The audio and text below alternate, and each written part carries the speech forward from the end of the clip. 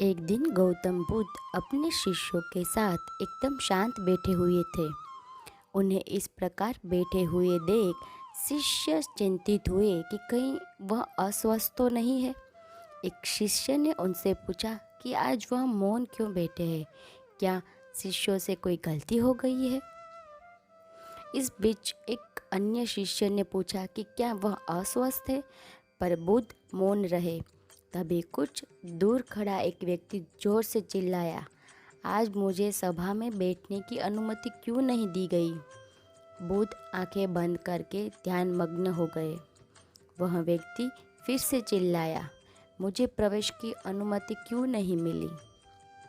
इस बीच एक उदार शिष्य ने उसका पक्ष लेते हुए कहा कि उसे सभा में आने की अनुमति प्रदान की जाए। बुद्ध ने आंखें खोली और बोले, नहीं, वह अछूत है, उसे आज अनुमति नहीं दी जा सकती। यह सुनकर शिष्यों को बड़ा आश्चर्य हुआ।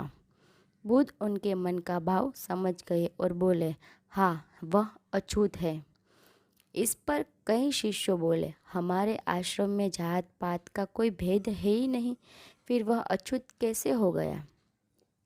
तब बुद्ध ने समझाया, आज वह क्रोधित होकर आया है। क्रोध से जीवन की एकाग्रता भंग होती है। क्रोधी व्यक्ति मानसिक हिंसा कर बैठता है। इसीलिए जब तक वह क्रोध में रहता है तब तक अछूत होता है। इसीलिए उसे कुछ समय एकांत में खड़े रहना चाहिए। क्रोधित शिष्य भी बुद्ध की बातें सुन रहा था।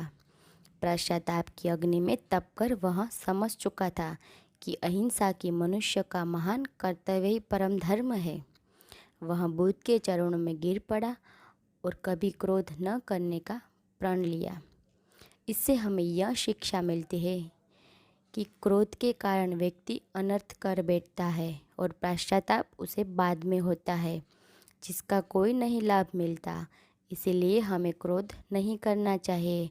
असल मायने में क्रोधित व्यक्ति अछूत हो जाता है और उसे अकेला छोड़ देना चाहिए। क्रोध करने से तन, मन और धन तीनों की हानि होती है। क्रोध से ज़्यादा हानिकारक कोई और वस्तु नहीं है। वीडियो अच्छी लगी हो तो लाइक करें, शेयर करें। अगर आप हमारे चैनल में नए हैं तो सब्सक्राइब करना मत भूलिए।